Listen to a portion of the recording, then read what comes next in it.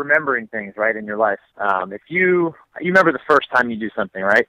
More than you remember the 100th time you've done something. I think an advantage to training this way, right off the top, is very simply that. If you get on the same treadmill and you run the same distance and you do it over and over and over again, you're not going to remember any of those moments. Faster than a speeding bullet. I ran until my muscles burned and my veins pumped battery acid. More powerful than a locomotive. An idea is like a virus. Resilient. Highly contagious. Able to leap tall buildings with a single bound.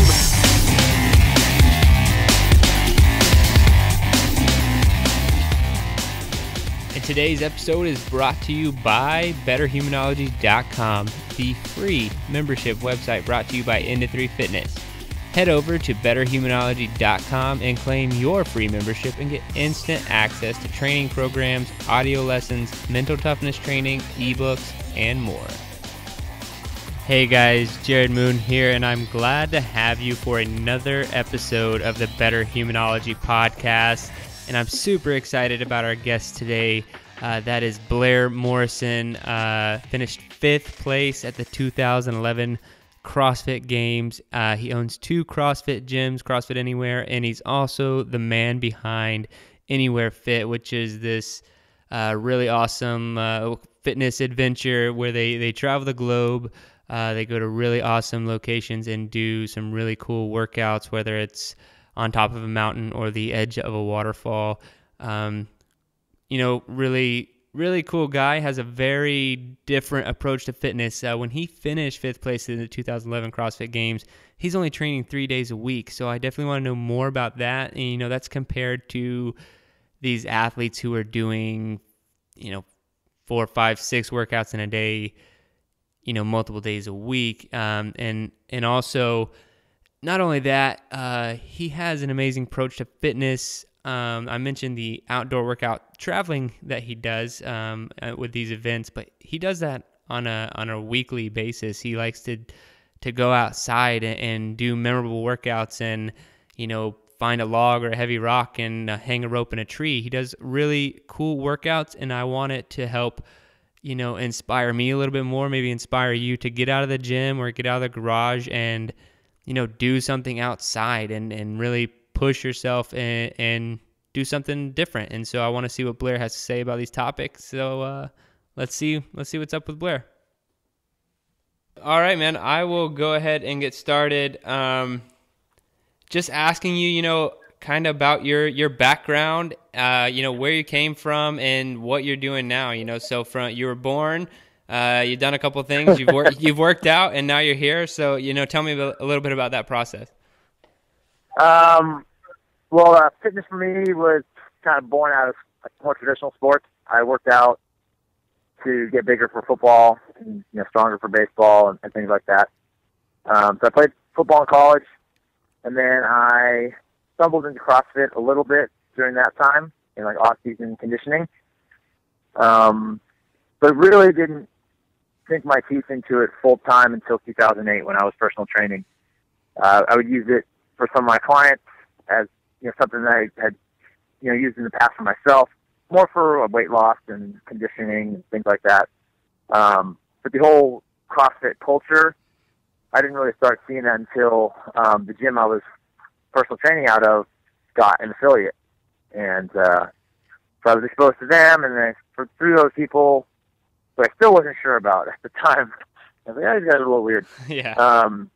I found out about the CrossFit Games in 2008. I didn't go, but when it came around again in 2009 and they had the regional qualifiers, I was like, I'm going to give this a shot because I was always pretty good at those types of workouts. And I wanted to give it a shot. So once I did that and I got to meet some of the other athletes from around the country, I was like, okay, now I have a better appreciation for this culture and the community, and I really liked it.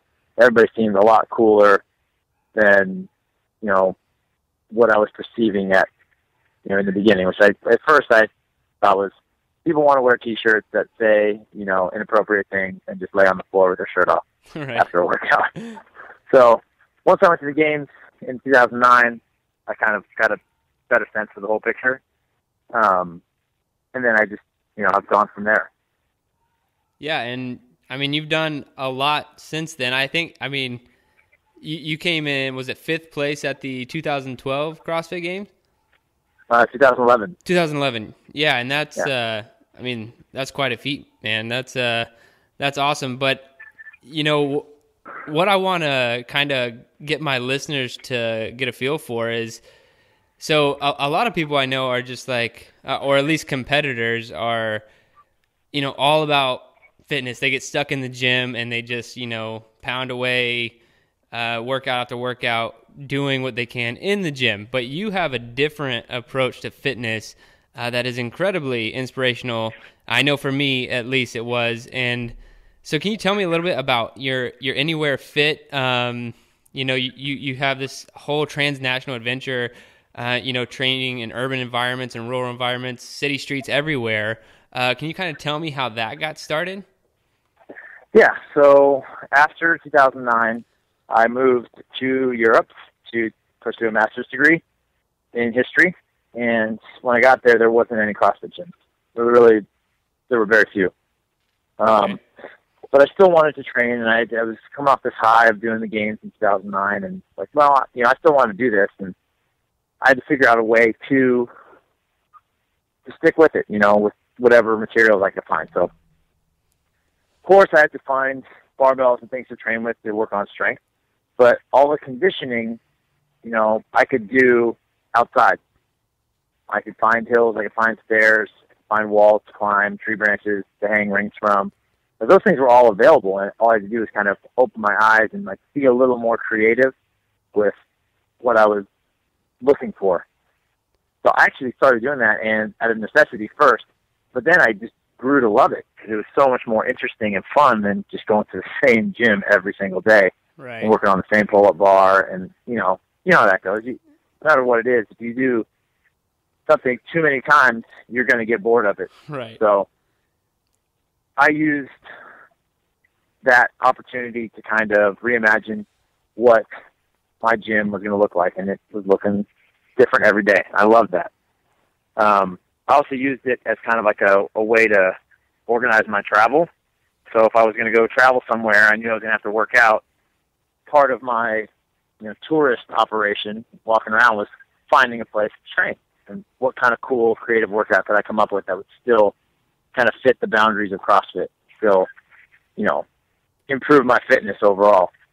And that's what's carried me through to doing these Anywhere-Fit trips. Now I'm taking groups of 20 or 30 people to different parts of the world, and we make it up on the fly. We have no set program that we need to follow. We just kind of interpret what the environment is providing and come up with a cool workout and a challenging workout from that.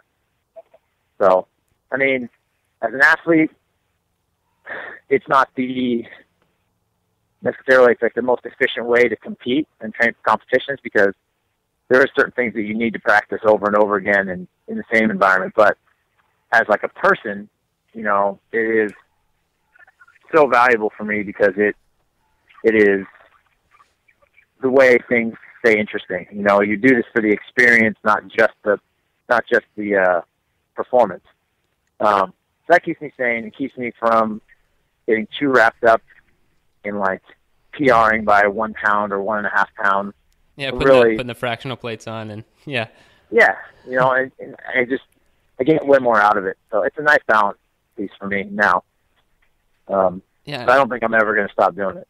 I think it's awesome. So I saw one of your YouTube videos of you working out outside, and I was like, this is awesome. And this guy's 10 times fitter than I am. So I'm definitely going to start trying this stuff out. So after I saw one of your YouTube videos, a week later, I had some rings, and I went to a bridge and hung the rings, and I found this heavy ass rock. And I just push press the rock 10 times. Oh, I think I took a wall ball too. So I just push press the rock 10 times. I do some muscle ups, and then did some wall ball shots on the side of the bridge. And just that being my first step into kind of what you were doing, I was just like, man, this is awesome. This guy's really onto something. So I see why you do it and the benefit, and I just think it's awesome that you continue to do it. and you are so passionate about it, you've had these, you center these trips around it. You know, you said you're taking these annual trips with 20 or 30 people, which is just awesome. So do you? Yeah, I mean, the trips are almost like an excuse for me to keep doing it. Right. Yeah. You know, to find a way to like make it financially possible to keep traveling and keep exploring and having these great memories. You know, at the same time you can share with other people, and maybe that, like you said, inspires you to look at fitness a little bit differently. It's not so much a chore; it's something that you enjoy seeking out, and that just makes you stay in better shape longer. You know. Yeah. And so, where did you guys go last year? Let's see. Last year I went to New Zealand. A year ago in January, on a 12-day trip through the North and South Islands, and then last August we went to Iceland for the third time. That's awesome, man. I bet those workouts are just amazing. I got to hop on one of these trips one of these days. They're just going to be together into that general treadmill. Okay, yeah, that sounds awesome, man. So can you kind of elaborate on the connectiveness, you know, with you being outside? You know, I know that of course, there's the workout itself. You probably feel awesome after having done a workout, but do you see a difference in what you do outside to a person logging, you know, 20 miles or 30 miles a week on a treadmill under fluorescent light? Do you see a big gap there? Oh, absolutely. Yeah. Like, I mean, so you talk about, I feel like I've had like a fuller fitness life. If that makes sense. So that's half of it.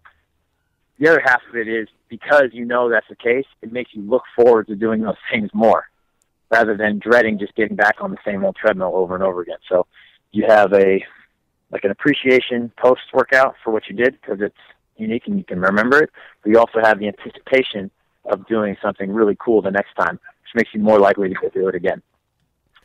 You know, and that's so true, because what you said, I didn't even realize it until you just pointed out, making it memorable, but I just spouted off my first like real outdoor workout to you, and I think I like told you the workout verbatim, but that was like my first time I had done it, and you know, I couldn't tell you what I did last week Thursday in the gym, you know. Yeah, exactly. So that's a big difference. That's really awesome view to have on fitness. So working out in an unpredictable physical world, why do you think that it's important to master being able to kind of handle your surroundings? Like, I know that you climb a lot of walls and do like all sorts of stuff, like anything in your environment you use. Why do you think that mastery is important? I mean, you could say that just being generally prepared. You know, CrossFit is, they say, designed to give you general physical preparedness. So it falls into that category for sure. You never know when you're going to have to climb over something to, you know, save your own life or, you know, get away from, I don't know, what bad weather or an animal or what. So it's good to be able to do a little bit of all those things. But realistically, that's probably not going to happen. So being prepared for like a catastrophe is good, but you're probably not going to need those skills. I'd say more beneficial from having mastery over these unpredictable things is because it gives you mastery over fear, like fear of the unknown. If there's less things that are unknown to you, you're not going to be as afraid to try them and then maybe miss out on something awesome. Okay. And I think that, you know, outside scares a lot of people, you know? Yeah. But so does going in and, you know, pitching something to your boss. So if you start eliminating these self-doubts or these fears, or you think you're not capable of doing something, the more you do that, the more that's going to filter over and you're going to be a more confident, less fearful person. So I think doing stuff outside, you know, climbing a wall because it's something you don't think you could ever do. And like a lot of people think, they never think they can do that. And then they come on a trip and I show them all these things they actually can do. I think that just goes like building their overall perception of themselves. Yeah, just kind of getting them outside of their comfort zone. Yeah, I mean, absolutely. And some people, you know, they forget it and they go back to their regular lives, and other people change, kind of like you did. Yeah. You change your whole perspective on things, and you know, maybe it becomes part of who you are, and maybe that's better than it was before.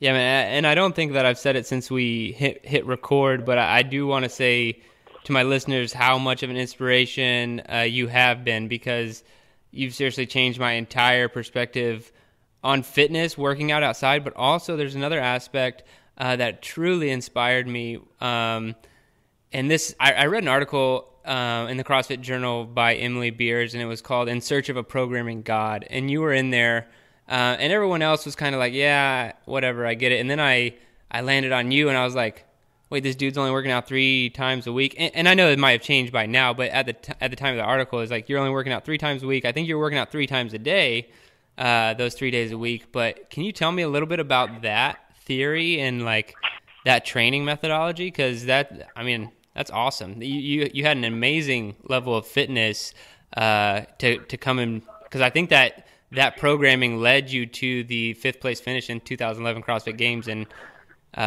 you're training 3 times a week. So can you talk about that a little bit? Yeah, that theory was based on kind of some old science from the bodybuilding world, where they measured muscle recovery that took 36 to 48 hours for muscle fibers to repair once they've been broken down. So I was looking at the way bodybuilders trained, was they would break up the body into parts, right? You'd have chest and biceps on a Monday. You wouldn't do chest and biceps again until like a Wednesday or a Thursday. They give the muscles enough time to recover. But in CrossFit, we don't break the body up into parts. We train the whole body pretty much every day. And that's great, because you get a much better systematic response, but you're still breaking down muscle fibers. And so what I was seeing with most CrossFit people is you're going 3 days on, 1 day off, training the whole body and not really paying attention to which muscles are getting rest and which ones aren't. So I said, well, the anatomy hasn't changed. The science isn't different. Just the way we're training the body is different. So I need to give those muscles the same amount of rest if I want to keep them getting hurt and give them the most chance to, repair. So that's what I did. I was like, okay, I'm going to train the whole body on Monday, and I'm going to rest Tuesday. And then I'm going to train the whole body on Wednesday, and I'm going to rest Thursday. And then I'm going to train the whole body on Friday, and I'm going to rest the weekend. And see how it goes. And it worked. I was not hurt. I never got hurt. The only drawback is it just gives you less opportunity to accumulate, volume, which definitely is a factor in CrossFit these days. It's a war of attrition in a lot of competitions, and your body needs to be able to work multiple days in a row. So I think it's still a very viable method if you have time to train those 3 days and train hard. But as an athlete, you need to ramp up leading into a competition so your body isn't completely shocked when you do 3 days in a row. Right, so you kind of get used to that day in, but day that's out. the thing, man.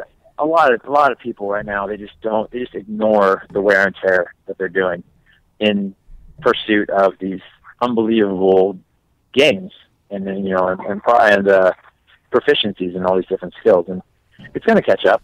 If you just ignore it for long enough, you're going to be, you're going to be like one of these old NFL guys and you can't get up out of your chair at age 48. So I think having a more conscious, or being more conscious of the wear and tear and the accumulation of things and not allowing the body to repair needs to happen. People need to be more cognizant of it, especially when they're young, because you can get away with a lot of stuff when you're young because the body's, a little more Teflon at that time. But the mileage will be there. The arthritis will build up soon. You'll know. So. Yeah, that's something I've wondered about for CrossFit athletes, especially the guys who are hitting like multiple workouts a day for 6 days a week or whatever. I wonder. Forever. Yeah, I wonder what, and they might be 22, 23 years old, so I'm wondering what's going to happen when they're 40, what that's going to feel like. So that'll be interesting because, still, CrossFit is still relatively new, especially in the new sense of the CrossFit Games athlete. That's a new thing, so I guess we'll see, where that goes. Yeah. But I completely agree with you. I think that people are not. I've heard of CrossFit athletes just like downing, like hundreds of milligrams of ibuprofen before bed, and I'm like, that's not a lifestyle that I'm after, Right. So that's a good perspective. But, to come back to the working out outdoors, I do want to give my listeners, because I'm hoping that we can kind of push some of them over the edge where you've gone and I've started to go, just by giving them a simple outdoor workout that they could do today. Minimal equipment, but it has to be outdoors. What's something that they could do in your recommendation, a starter workout? Well, usually what I tell people is you got to look for, I like to look for, a couple different things. Either some sort of terrain, like a hill, a staircase, a body of water, something like that that's there to utilize. And if you find one of those, you're golden. Like, you take a staircase, you can do bear crawls up and down the staircase, box jumps up and down the staircase, sprints. It's a lot of things you can do that are difficult because of the change in elevation.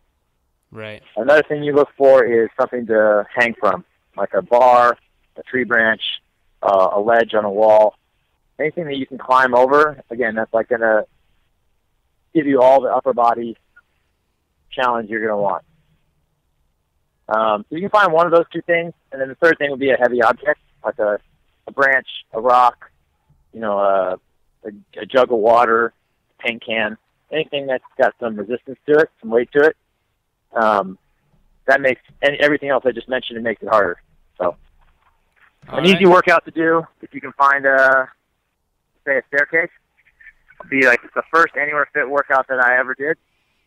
You go 5 burpees at the bottom, sprint to the top, 5 burpees at the top for as many rounds as you can in 10 minutes. That sounds perfect. But you have to bear crawl down. So you sprint up, bear crawl down. There you go. A little added element there. Yeah, and I'm that's sure a great workout. That'll get things going for sure. The bear crawl down. Yeah, that's awesome, man. All right, and I appreciate you giving that. I might actually try that one this weekend. But now we can hop into the quick fire questions. So, the hardest workout you've ever done? Hardest workout I've ever done. Oh, I got it. CrossFit Games 2009, the sandbag sprint. 70-pound sandbag on our shoulders. Did a 200-meter uphill sprint.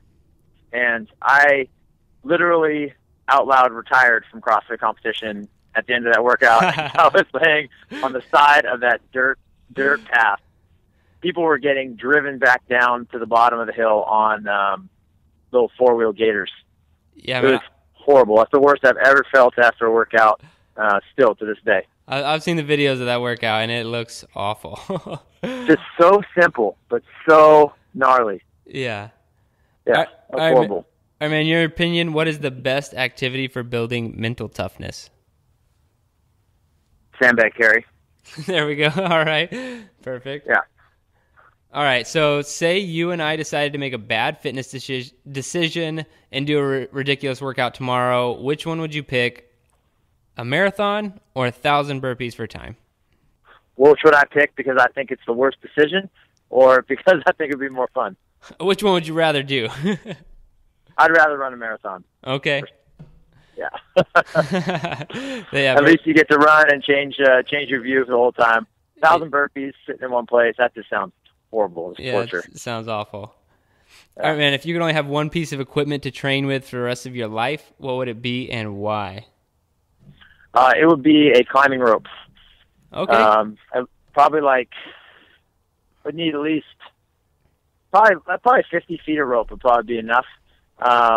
Because you can hang it up on a tree and climb it. You can wrap it around a pole and do battling ropes with it. You can carry it around your neck like a sandbag and do overhead presses or anything with it. I think rope training is just some of the best out there. That's awesome, man. Yeah, and coming from you, for the guy who's done all sorts of crazy workouts in every location, I'm definitely going to take that into account because I think you're onto something there with that rope. All right, man. I mean, I had a rope from that I stole from the docks in the Netherlands when I was living there. And it was a lightweight, not a really nice rope, but it was light so I could pack it in a suitcase, and I brought it all over Europe with me. That's awesome. Great. You still have it? Yeah. No, I didn't bring it back to the States. You left it there? All right. Yeah, I left it in England. All right, man. So the most important question of the show, and this is 100% open-ended, what is your best advice for becoming a better human? Best advice for becoming a better human. God, better is a tough designation. I would say best advice to becoming a happier human. I would answer that with, I think people need to do more memorable things. I think people are happier when they feel like they've accomplished something. They're happier when they feel like they overcame something or did something in their life that maybe they didn't expect they could do, or that somebody else didn't expect they could do. I think those are people's happiest moments. So an easy way to do that, just to kind of follow in the vein of the conversation we've been talking about, is to be adventurous. Go explore, get outside of your routines. If that means,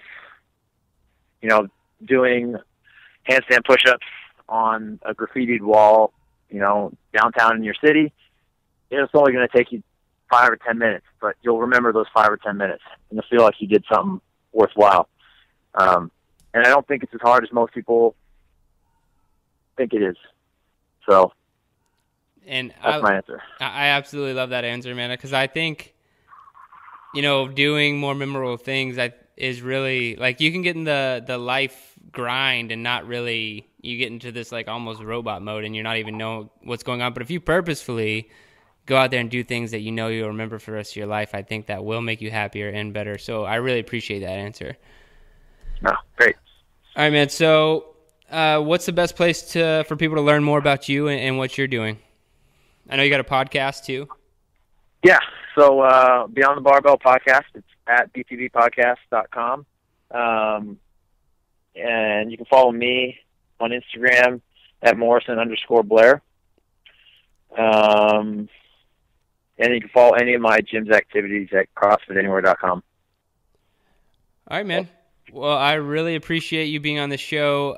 Like I said, I'll say it one more time just because it is 100% true. You're probably the most influential and inspirational person for me in fitness and the methods I've adopted and things that I'm doing now. So it has been a blast talking to you. I appreciate you taking the time to be on the show, man, and thanks. And that's it.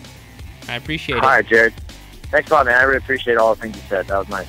Yeah, man. No problem. Thanks. All right. Bye. See you, man. Hey guys, thanks for listening to the Better Humanology podcast. If you want to know about any of the resources we talked about, head on over to betterhumanology.com and check out the podcast show notes. Likewise, we have betterhumanology.com/toolbox where you can find every resource that we've ever talked about on the podcast. So go check it out. Until next time, here's to becoming a better human.